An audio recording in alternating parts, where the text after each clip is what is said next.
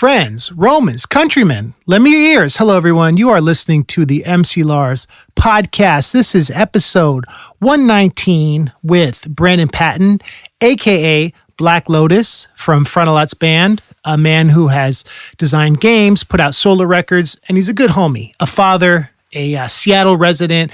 This episode is brought to you by the Patreon Larsens. As always, shout out to everyone who supported me on Patreon since the beginning. And shout out to the new ones who just signed up. Trish, Michael, Ty, Ben, and Carlos. And shout out to some of the old ones. Chewy, Alex, Stanley, and Jason. Y'all are keeping me going. I'm doing my Star Wars series. I just dropped my Return of the Jedi song. And I got my 2 Mandalorian tracks dropping soon. So patreon.com/MCLars. I have a special announcement. So I started this podcast in the fall of 2018. That's almost 3 years ago. And I am working on my new record, which you can pre-order on Kickstarter. The link is on my Twitter profile. The working title was Fear of a Blockchain Planet, but I think I'm going to just call it Blockchain Planet unless I can get approval from Chuck D. It's a long story, but it's a serious topic, and their record, Fear of a Black Planet, is an important hip-hop album, and I don't want to make light of something historical. So I talked to some people and thought about it, and I don't think I'm going to call the record that without his permission. And if I can't get in touch with Chuck D, I'm just going to call the record Blockchain Planet. But the design, the art, the songs are all still going to be the same. So that's an update on that. There's about 2 more weeks left in the pre-order. I've been doing the Four-Eyed Horseman streams. We're doing our next one May 29th. It starts around 5 p.m. Eastern. You can pre-order tickets. We have really cool baseball cards. But I'm taking a hiatus from the podcast. Now, I know we went from weekly to monthly, and now I'm going to take a little break as I finish the record. I'm doing my master's in instructional science and technology through Cal State University, Monterey Bay right now, and that's taken a lot of time. I'm going to be on the road this fall, but this podcast will resume, and I especially love when I can sit down with people face to face. COVID has made it really hard because we're Zooming all day, and all my interviews this past year have been through Zoom. And I still love doing the podcast, but this is just a heads up that we are going to take a break for a little bit after this episode. We have a new Hatchet Chat dropping next week about the Wraith, and then in about a month we're doing Hell's Pit, and then Hatchet Chat is going to go on to hiatus as well until ICP drops the next Joker's card in the second deck. So that's a heads up. I'm still doing the Patreon stuff, and I'll be dropping the singles, in the future, more stuff on Spotify, more content. And we'll keep it going, but this is a heads up. You won't see any new episodes for a little bit. But hit me up, Lars at mclars.com, if you have recommendations on who I should have on in future episodes. Because I love this. I love doing this podcast. I'm just trying to make sure I can keep it fresh and dope. And the way I do that is by sitting down face to face with people, because that makes the best chemistry, the best interaction. You feel me?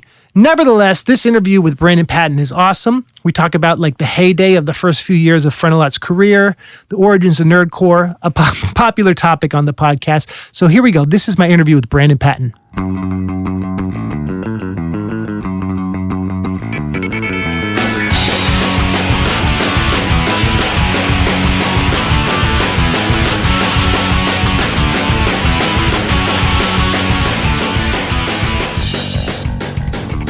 I'm here with Black Lotus, a.k.a. Brandon Patton, and this man is a game designer, an accomplished solo musician, a road dog, a father. Welcome to the podcast, Brandon. So nice to be here. I can't believe you've already done more than 100 of these things. It's incredible. Thanks, man. You know who my first guest was? I bet you can guess. Probably MC Frontalot? Yep. Hey! He was guest 1, and I was doing it every week, but now it's every month because, once you have a kid, you have less constant free time. Well, I've emerged from the pandemic and a second child, which turns out 2 children is even harder than 1 child. I hadn't gotten to play board games in a year or something, and in my pre-parenting identity, I played a lot of board games. I was like a board game geek, and Magic the Gathering stuff. I had groups of friends I played with, so it felt weird. I mean, both music and gaming were distant memories. So anyway, we finally figured out a way to get a quick 2 hours and played a board game that was popular a few years ago called Wingspan, and then just that one gaming session, then I was like, oh yeah, I have all these ideas, and it just rekindled my little game design thing. So right now I'm working on a card game again. And I really should be working on it less because I have a lot of other responsibilities. I should be ranking higher, but I just can't. I get so obsessive, and I'm just like twiddling away on my little spreadsheets and trying to decide which mushrooms to include and stuff. It's a game about mushrooms. The cool thing I got to do first was I teamed up with a doctor who was making a game about infectious bacteria. Which is funny because it was almost viruses. So we almost would have been like, hey, we're the people who had the card game about viruses world who's learning about viruses. But so it was about infectious bacteria, and it was this super challenging assignment to make a game. But he really didn't want to lose any of the real world truth of how the medicines are actually used, and that was like a insane constraint because there's just like this big graph of, you can use this but not this, you can use this but not this, and it's just crazy. And so that was my first game. Was a game about bacteria called Defenders of Soma. And it actually slowly caught on until the point where we're currently sold out and working on a reprint. So there's this little community of like medical nerds and microbiology nerds who love this little card game. I mean, it wasn't a huge print run, but they love this card game. And I forgot to mention, the whole thing is in fantasy, high fantasy style. So even though you have Lyme disease which is, Borrelia burgdorferi is what they call it scientifically. It's depicted as a monster. Oh, wow. Wait, so Lyme disease is a bacterial infection? It is. Well, it's a bacteria that gets inside a tick. Yeah. So that was my first game. And then we started he's kind of a relationship together, a startup together. And so I've started trying to make little educational games for medical students. So there's been a couple others since then, but they're really only relevant if you're in med school. And then I made a political satire card game, which was the worst timing of any project I've ever been involved in. I mean, it was almost like, it wasn't this bad, but do you remember The Coup had an album with like the World Trade Center on fire? Right. And it was slated for release like the day out, like September 12th, 2001 or something like that. And that was the worst timing ever. So I didn't unthrone them, but it was a game. I met these people from Europe who were making fun of parliamentary politicians in Portugal, and they were excited to, apply their game to the American market. And I helped them like learn about American politics and how to put it all there. And then, like the minute we started promoting it, the whole tone of the country just got insane as Trump was running for the first election in 2016, and we looked like a bunch of jerks because we were making jokes about stuff that suddenly got really heavy and scary and dark. And so it was sort of like, all right, well, I mean, we were working on this in 2014, but now that we're here to release it, everybody is justifiably super frustrated and upset about everything, and nobody has a sense of humor. So that game didn't do very well. Well, yeah, that's like with songwriting. I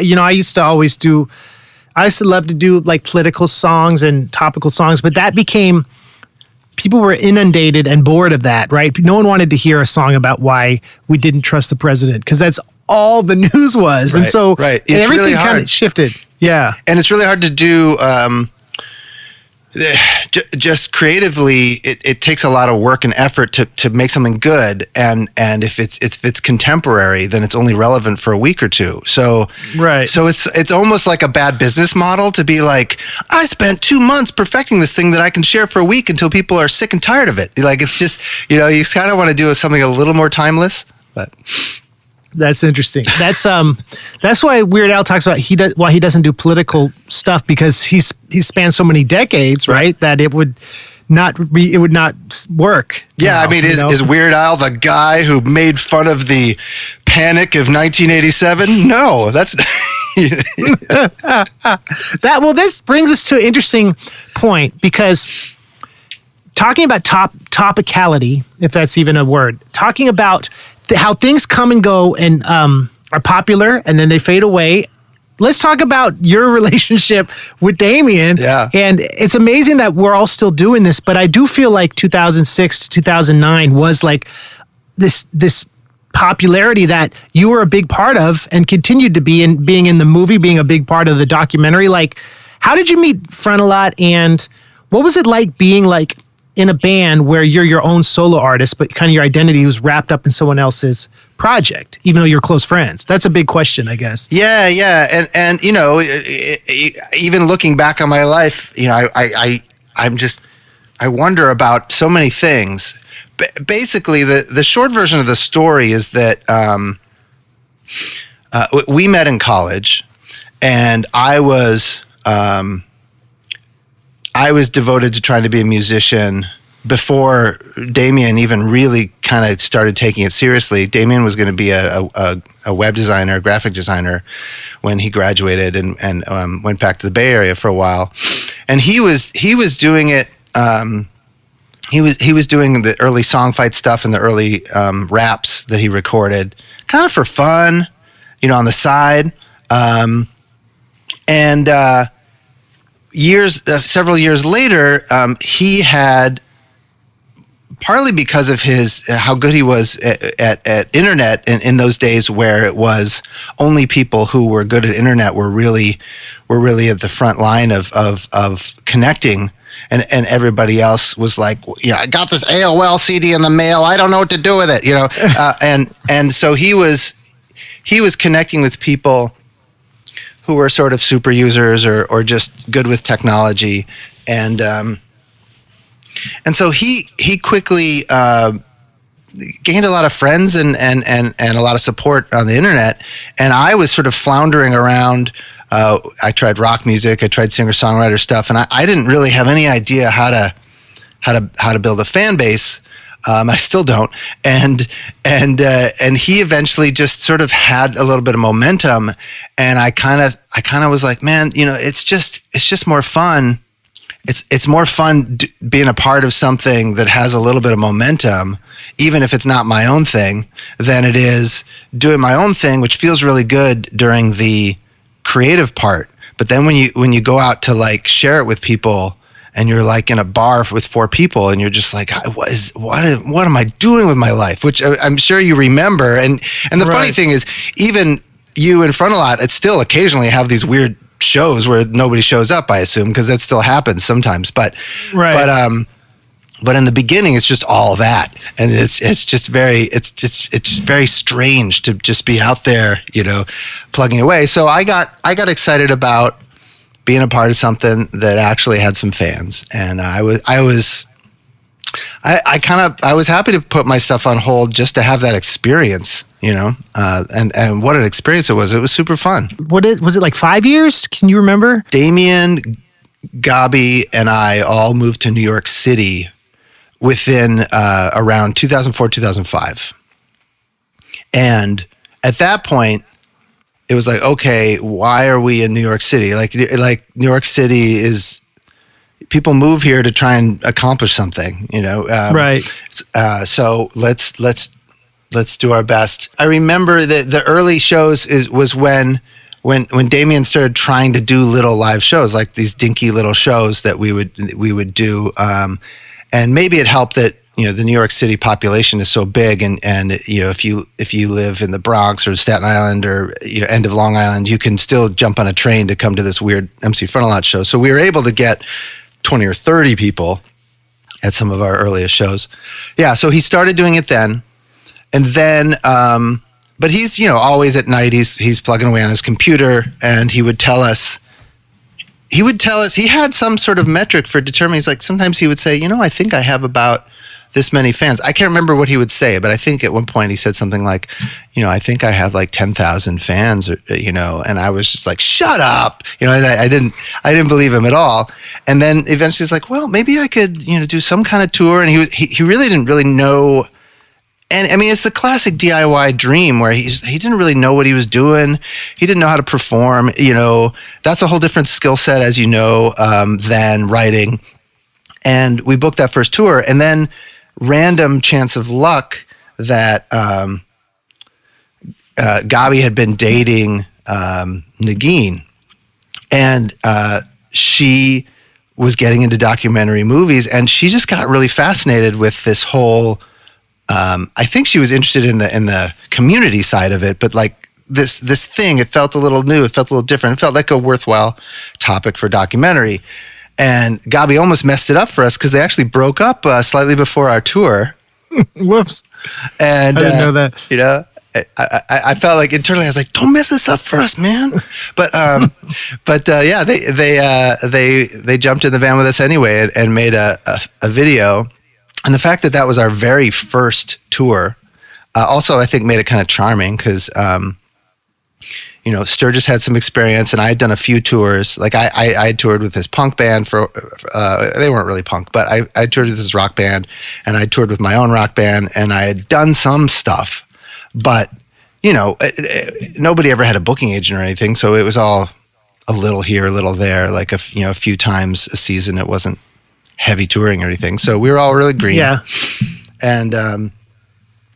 And then the fact that there was this little documentarian and that nobody knew if she was going to be, just somebody's ex-girlfriend with with an iPhone or what was going to happen, but she did a good job with it. And she also, man, to her credit, not only did she have good instincts, but she also reached out to people, which is what you should do, especially if you're making a movie for the first time, to get feedback and improve it.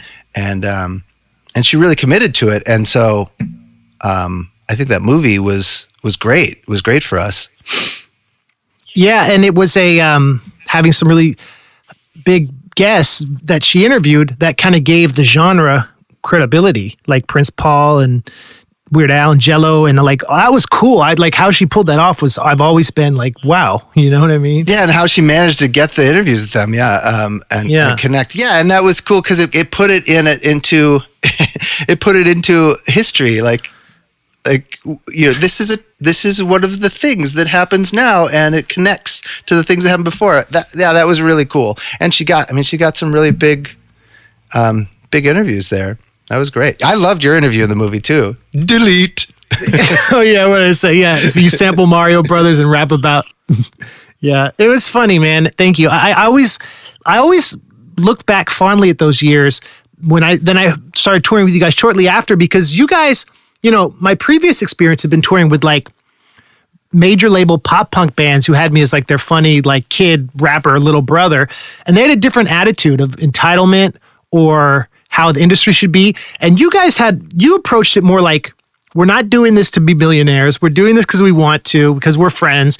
And all of you, especially you and Sturgis, were really real with me about stuff that I did that I got away with in other contexts, like being lazy in certain ways, or, you know what I'm saying? Like, and it was good because I learned, I think it made me a better tour mate in the long run, working with you guys, because you were all friends. You all respected each other. Damien has a way of doing things that's very like organized, and you learn to respect that. And Sturgis would always be like completely candid. Like if Whitey Cracker and I were up too late, like that, nope, you can't be loud in the hotel room, go to the lobby, stuff like that. How did you meet Sturgis? Was did he go to college with you guys, or did he audition? I connected to Sturgis in a weird way through the rock band that I started with my college buddy, who then we broke up, but we had lived in Western Massachusetts, and my buddy ended up staying in Western Massachusetts and being a musician in that area. So when we were asking around for drummers, it was one of those just sort of word of mouth things. But he was, I lived in Amherst, Northampton area for a little while, and when I was there earlier, at the time there was always like one or two drummers who kind of played with everybody, and because it was, you know, a small town in Western Massachusetts, it didn't really ever go anywhere, but everyone would know, like, oh yeah, Lauren's like the guy. So like, if you can pay him $100, he'll be in your band, you know? And so there would be different people. And Sturgis was sort of rising into that role right at that time, where he was like the guy that everybody called to do drum stuff in that little community. And so did he move to New York, or would he commute from there? He never lived in New York. Yeah. Interesting. Yeah. And he continued to live in Western Mass that whole time. And, you know, and also he came from a different world. I mean, he was not a computer guy, and still is not a computer guy, you know, he, you know, he's,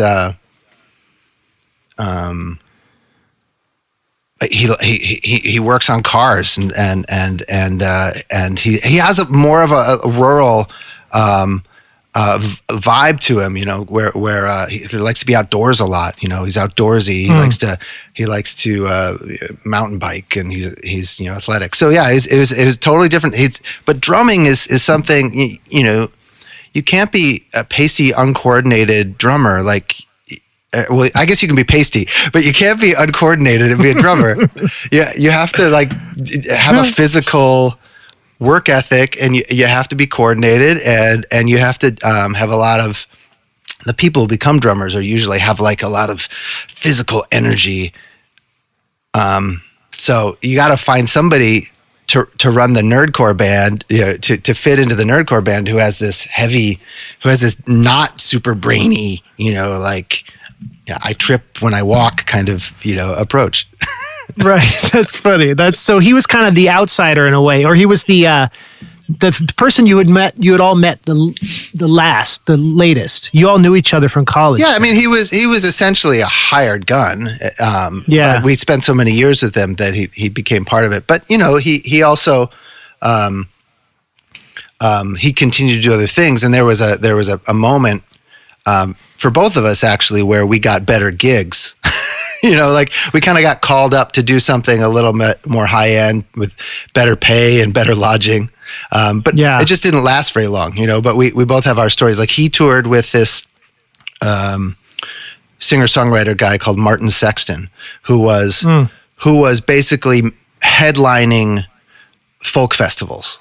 And he had this voice, like, he just had an incredible voice, and he was sort of a Van Morrison-y kind of guy.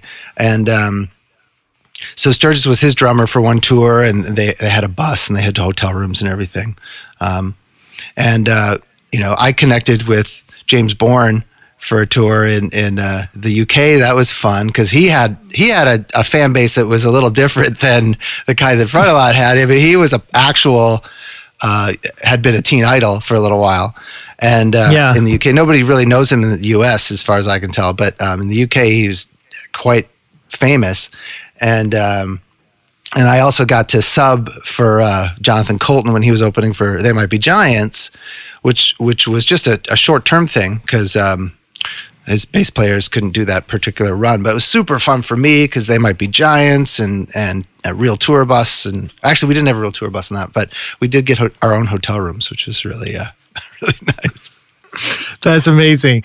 Yeah, because like those tours we did, we would all sneak into the hotel room, be like 6 of us, you know what I mean? Like, I remember the 2008 tour was the drives were so long, the tour where we had the accident where you were back in New York, I think, but that tour was just like grueling, man. And so I could see from going from that to like a cushy gig, it might be like, I don't know if this is at the top of my priority list, even though you love Damien. Well, also I mean, I really like touring, even though it's often very physically uncomfortable. It's hard to eat well, and you cramp up because you're sitting so much during the day, and then you're jumping around on stage without adequate stretching. But I always loved it because for me it would put me in a very present state of mind, which was emotionally very freeing,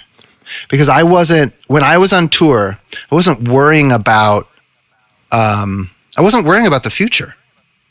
And I guess that's something I do a lot. I mean, I have, your inner voices, you're like, why am I doing this? This isn't, I should be, should I go back to school? I don't know. Just all of the voices in your head or even just like long-term projects or obsessing over music or whatever you're making or relationships, or I would just be, kind of into the drive, just hanging out. I would do stuff. Yeah. I would bring stuff with me to do that was like really low priority, that was because I was free to do whatever I wanted. I was on tour. Like I would have a little computer project that was like a silly little side I can't even remember what I would do, but I would learn I learned how to use this flowchart program once. I was just like, I want to learn how to use that. It didn't matter. Yeah. It was all organized around those shows, and it kind of took all the energy you had to do it. And the rest of the time, you were just hanging out with good people. And that's why, touring with people you don't get along with is a real nightmare. But if you're with your friends, it's just a blast. Yeah, that's a great distinction.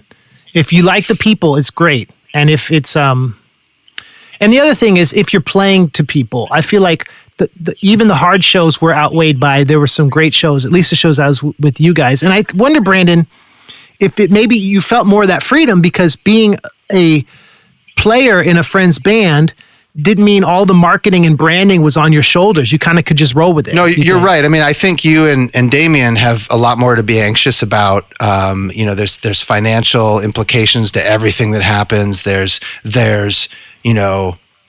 I'm at this level. I want to get to this level. Like there's striving. There's interviews. You're the face of the band. Yeah. So the whole thing about being a sideman was fun. And I guess looking back is one of the things that made it hard for me to get more, to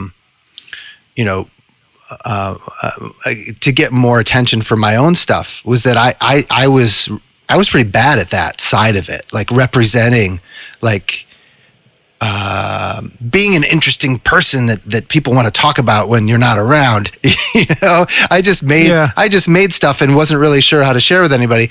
So I think that relaxation that I experienced probably is not what Damien experienced at all, because he's all like, oh man, today costs $1,000 and all that stuff that goes to your brain if you're like a small business owner, or if there's, we would read bad reviews and he would take it really hard. He was like, they hated it, and but for me it was, the stakes were low, the rewards were easy to come by. So being a sideman, that's one of the perks. One of the downsides is, though, as the thing starts to take off, I don't have any.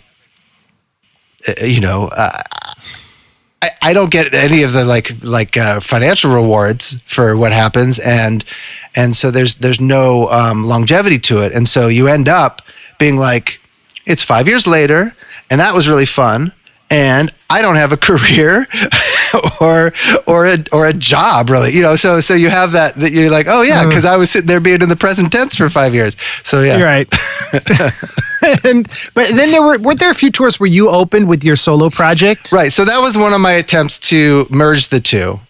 I was like, okay, so I have all I have to do is ask and I can get an opening slot for this fan group. But I was like, this group of fans doesn't want to listen to, Radiohead inspired layered textural rock music about my feelings, which is what I tended to be making at that time. Like I love breakup songs, and so I was like, man, that would never work. Also, I can't recreate that stuff by myself. I can't bring like a 6-person band, into these little half-hour opening slots. So I pivoted and I tried to embrace a little bit more of my comedic side and be like a guy with acoustic guitar who did occasionally funny songs and sing-alongs and stuff.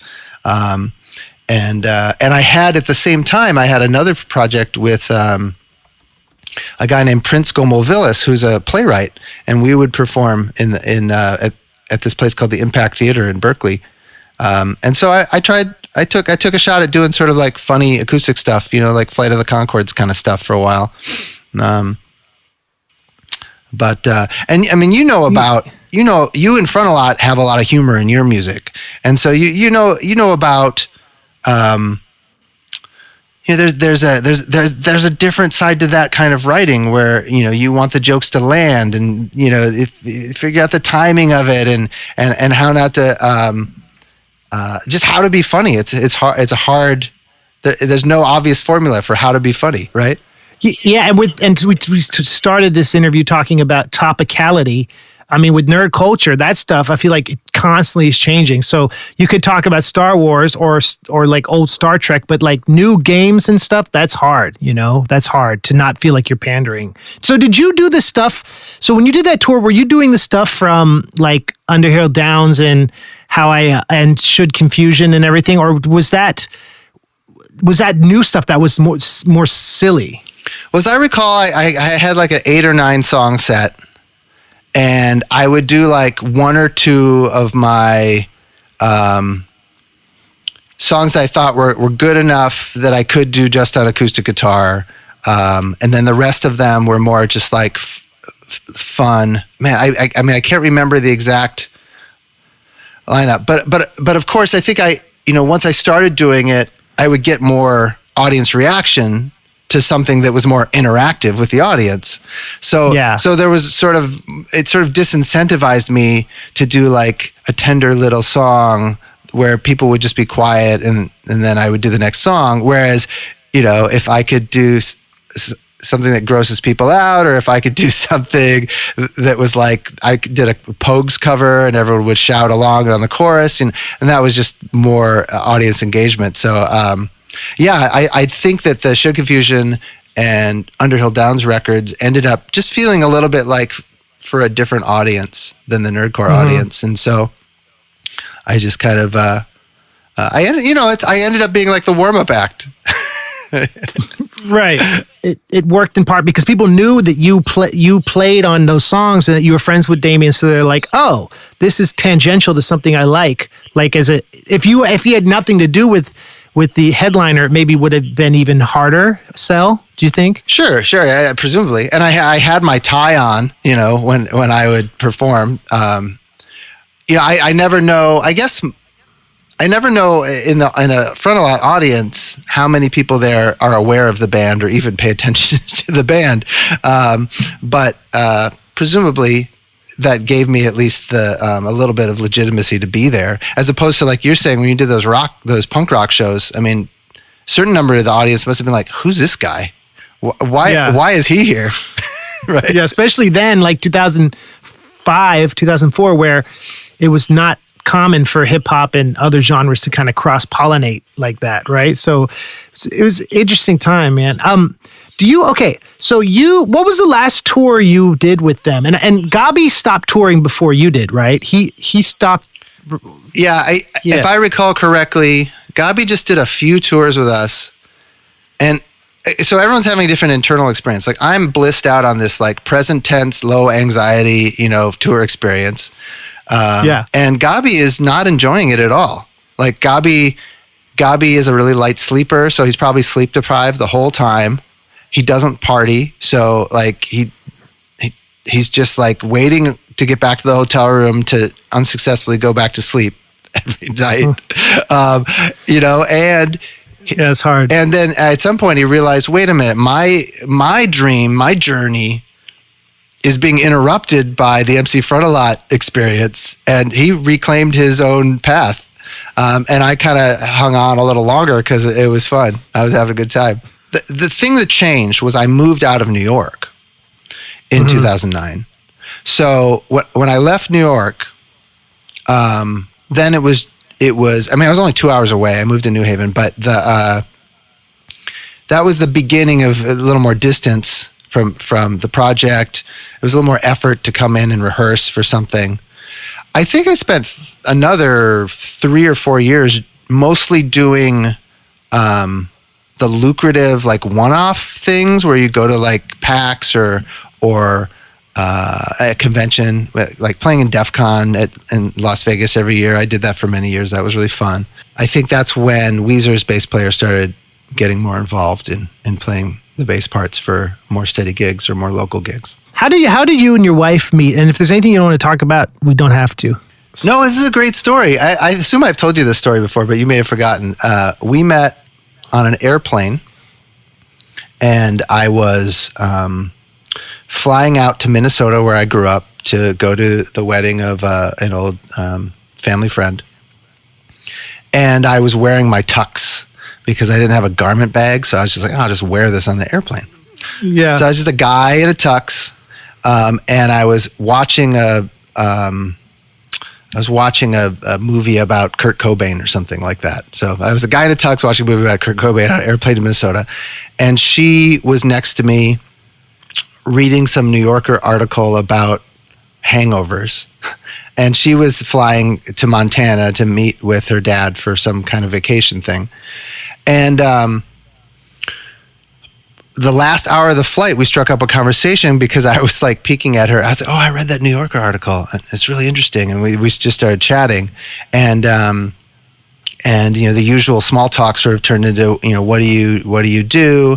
And she told me that she was a scientist, and I started asking her about her field, and I realized I knew nothing. Like I knew almost nothing about what she knew about, which sometimes is kind of scary because you feel like you kind of want to, like this, or like I read this, but it's just like, right. What is a protein? I just had no idea. But she, it turns out that she was kind of frustrated because she had a lot of friends, and especially family, who were a little intimidated and never asked her questions about her work because they didn't like feeling dumb. And I just launched right in there. I was like, all right, this might be a dumb question, but blah, blah. And so we had this really great conversation, and she was kind of like, she pulled out napkins, and she was like drawing on napkins and everything. And then all of a sudden the plane was empty and everyone else had gotten off. And we're like, oh wow, we're here. So, okay, bye. And then then that was it. It was over. And so then I went to this wedding, and I was with my mom at the wedding. She was my date. And it's weird to go to a wedding like this, love and love and lovey love. But I'm just sitting there, with my mom, drinking wine, and I just was like, that girl on the airplane, she was so cool. Yeah. I don't even know. I mean, I remember her name, and I know where she's a grad student, but that would be stalkery, right? To like hunt her down. Like, what would I do? Like, try to find her departmental mailbox? Like, I don't even know how to find her again. So I just figured it was a single serving encounter. And then on the way home, we were on the exact same flight, and we met waiting for the airplane on the way back home. Oh my gosh. And wow. Yeah. And so that time, because I had kind of like been thinking about her. So then I was a little more like, you have to give me your email. But I was like, I don't want to lose track of you. Yeah. That's amazing. So wait, why was she flying to Minnesota if she was going to Montana? Did she have like a layover? Yeah, it was a hub. It was a layover. Yeah. Because That's so random. There was no direct flight to whatever, Eastern Montana from New York or something. So that was what year? That would have been 2008? That was the same year of the car crash.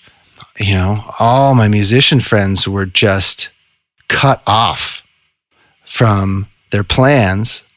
And certainly the working musicians, like Sturgis or Frontalot's current drummer, or anybody who's like the whole sideman experience, like nobody has any money saved. Like they're just kind of scrambling to hustle up gigs all the time.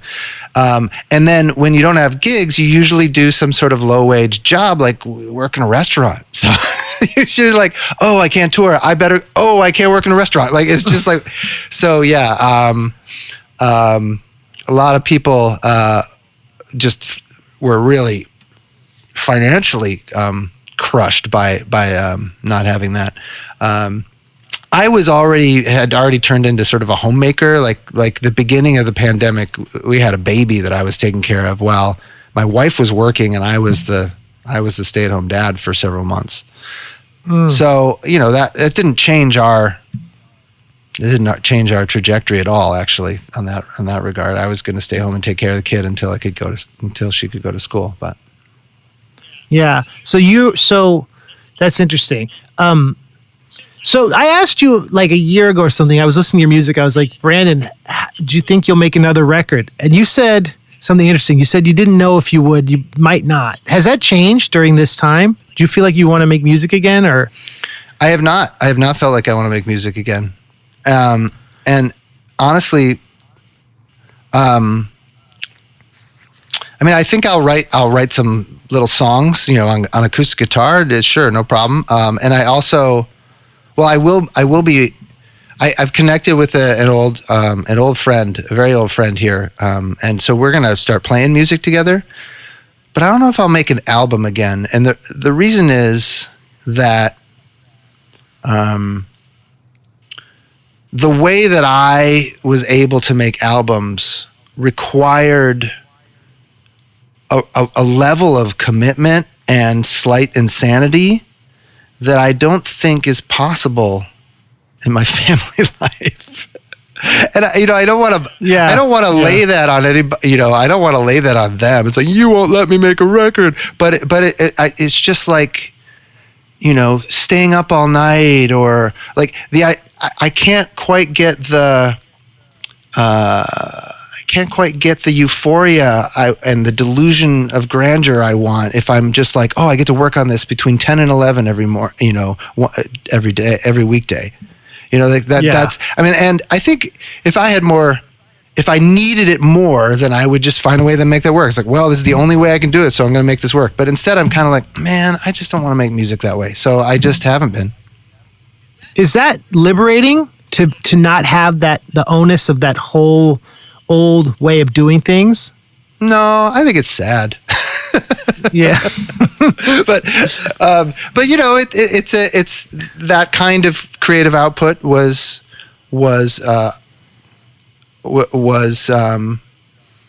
part of a life. It was hand in hand with a kind of lifestyle. So if I return to music, it has to work within my my middle-aged lifestyle somehow. Yeah, and it has to feel new in a way, right? I feel like it's interesting, and when I've noticed that too, Brandon. But pre-family, music was definitely the center of my life, right? Everything I did was how can this be a song? How can I promote it? Now it's like something I do for escape and fun, and it's going to be interesting when we're planning the tour this fall, how that feels being away from everyone, and whether that will feel like an escape or like being in an old pattern, or if that will feel like a distraction, like we talked about, from being with my family, which is like now the center of my world. And so I feel that shift too. And I don't feel the same drive to make spend a year making a record. But if it's fun, I'll do it. So I feel liberated realizing that, which is why I wanted to bring that up. Yeah, it's gonna have layers to it. I mean, there's definitely the escapism is still there. Like, I'm so excited to see what people have done during the pandemic because there's a lot of people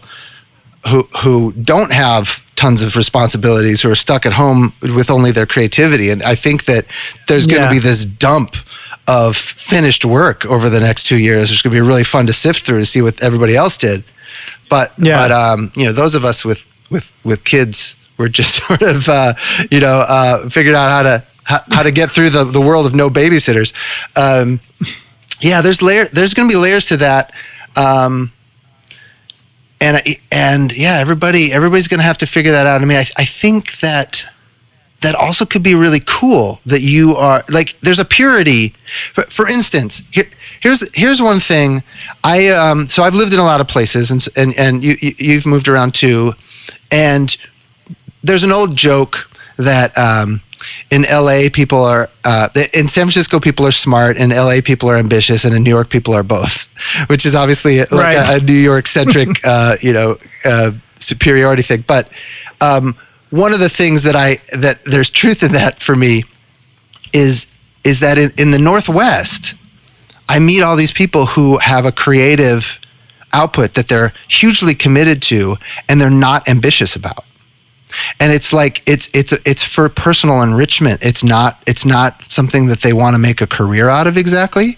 I mean, they might have a little bit of dream. Oh, that would be great if I could do this for a living. But they're not really like orienting themselves in that way.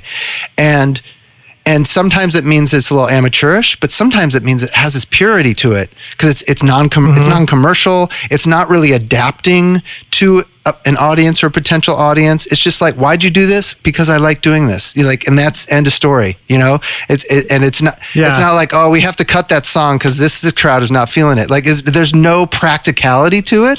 It's just people expressing themselves. And then in New York or LA, sometimes you can be like, people might look at you funny. You like, you did this without any kind of ambition. Like, what is wrong with you? Like, they're like, why are you here? Like, aren't you trying to make it or something? So there's nice levels to that. So I think maybe later in life, those of us who went a little bit too deep down the rabbit hole with this, like, you know, I want to be like, I don't know how you feel. This is a good question for you. I don't know how you feel about this, but we used to talk on tour and you wanted nerdcore to be like huge and you wanted your creativity to reach so many people. You were so ambitious. You're like, I just love this music so much. And I want it to be like the dominant force in the universe, you know? And I would kind of laugh. I'd be like, I don't know that this music is compatible with true mainstream global, needs for entertainment. But yeah, you know, I think as young people, that seems so exciting to be a rock star or to have just any kind of enterprise and have it pick up steam and have it have a following and grow. But now you can have this more kind of thing, like, you know, what is it like to have like that group that you play jazz with on Sundays or something, you know, like, I don't know. There's different motivations. I think in some ways, though, how hip hop and nerd culture have come together have become a defining thing. It's just been by younger people or savvy people in a different way. It's not called nerdcore, but it has those elements that were there in the genesis, right, of the fusion of it. Yeah, and the reason I hitched to the Frontalot thing and kind of neglected my own thing was because I really value the way that music, that the community forms around music. And so I have less of this sort of like, you know, Ayn Rand, you know, me against the world, like genius artist thing. It's more about these little temporary communities that form around something nebulous and bring people together and have their little dramas, and then it kind of fades away, and that's just beautiful to me. So the fact that there was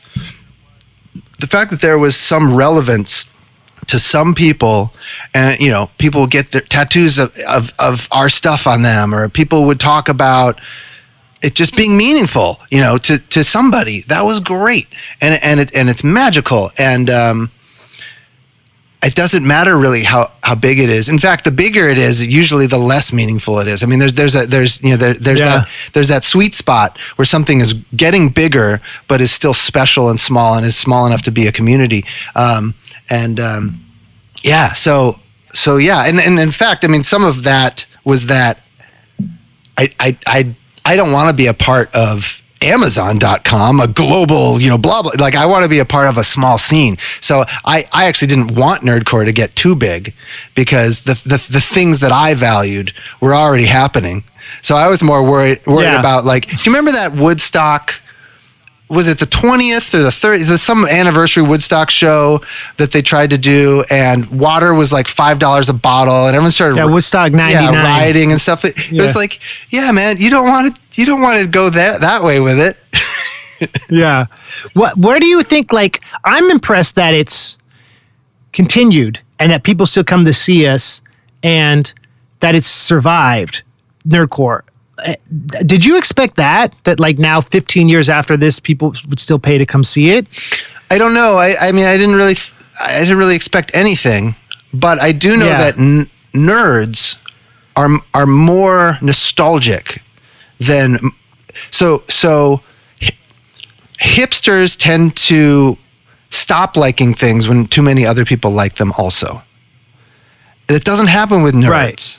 Like nerds, and in fact, one of the flaws of a lot of nerds is that they're resistant to new stuff sometimes because they're so attached to the stuff they liked when they were young. So I think that's just a random chance that that the world we move in is full of extremely nostalgic people who are extremely loyal. So I think it's going to be fine. But if we had been in like, I don't know, like some high fashion international jet set thing, they would have dropped us like yesterday's garbage, like the minute we were. It wasn't cool. Yeah. Damien said something to me in Columbus when we did one of our tours with Schaefer, Megaran, and me, and we were amazed at how many people came that we got on the first show. And Damien said, I said, why is this? And we were packing a merch. He's like, because it was never cool. It never had the chance to be uncool. Yeah, which is kind of what you said. That's nice. Yeah, I used to do a similar thing, which was I would do Wikipedia songs. And I would like find some Wikipedia page I thought was really interesting. I was like, I'm going to turn this into a song. So yeah, I never told you this, but I tried to. That's tight. I tried to create an event at Joe's Pub. I didn't get very far because I couldn't reach the main people who had the power to make something happen. But I pitched an event that was all about songs about literature. And it was going to be like, that's tight. It was like, and MC Lars is going to be there, with his Moby Dick references and his Edgar Allan Poe and the magnetic fields should do some stuff. And I just thought of, there's at the time I think I don't know, I had a list. I had a list of like cool indie rock bands who had songs about books. We should get Sting to show up and do Moon Over Bourbon Street. It'll all be songs about books. But the story I want to tell now is that my kid is happy and has has structure, and that's more powerful than any song could be. And it's funny how the dad brain upgrades changes what is creatively fulfilling, and me seeing him like crawl around and. You know what I mean? You probably relate to that. And that's actually freeing because then it doesn't become sad that, I don't have time to do this full time. It gives me perspective. And I love that, maybe relate to that. And it's so fun to role model for young children, how to be creative and expressive and have ideas. My 4-year-old has this term, I guess she picked up from me, and I'll come in and I'll say, what are you doing? She'll go, it's one of my projects. That's cool. I know you have a great website, and I know people listening will want to check on it. Let's shout out where people can follow your projects as they come out in the future. Yeah, well, I still have www.brandonpatton.com, and there are some old music links up there. I do these little medical games for a company called Nerdcore Medical. We actually put the word nerdcore into our business there.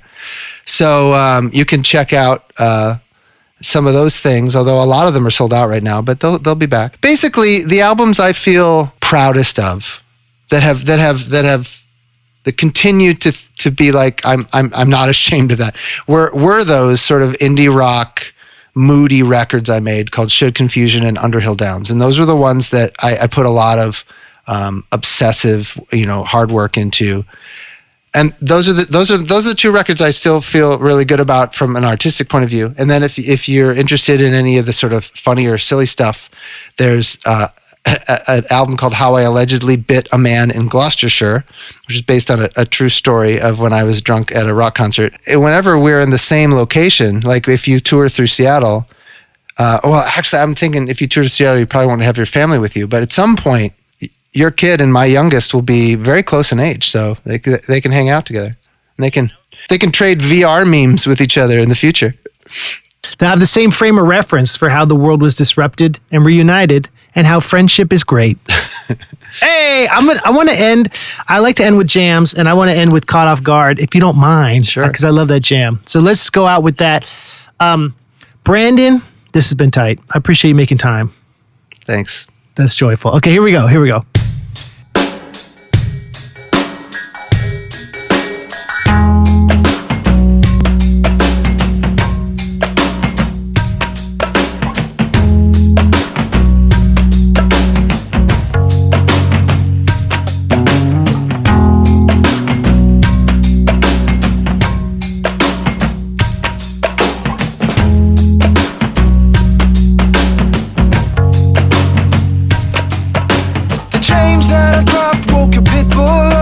I was reaching for the door when my heart froze up. Did you really have to scare me like that? I said I didn't really buy that line when you said you didn't mind being alone all of the time. But did you really have to scare me like that? I don't see the point in running me through tests, and I doubt you would like it if the tables turn. We've caught sight of some possible happiness. You're not the only one who could get burned.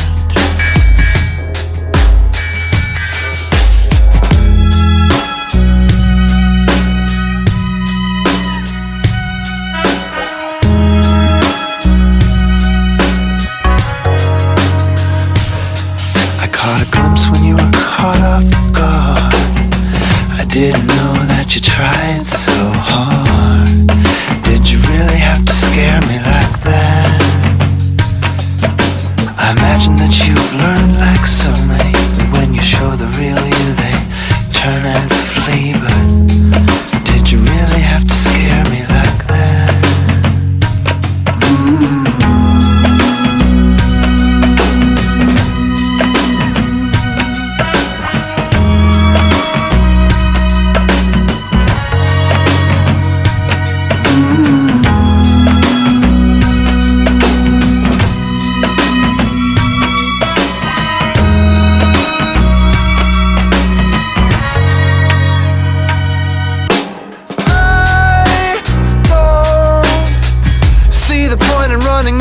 Tests, and I doubt you would like it if the tables turn. We've caught sight of some possible happiness. You're not the only one who could get burned.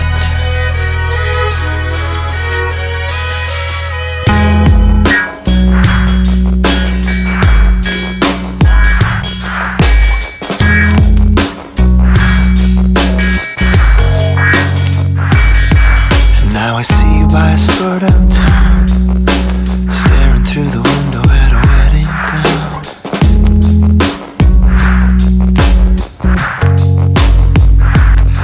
You're not the only one caught off guard.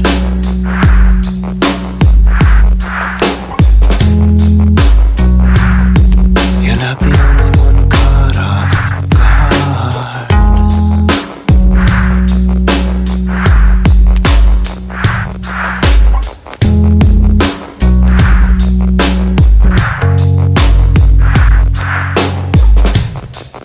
Incredible song, incredible man. Thank you, Brandon. Really great talking to you.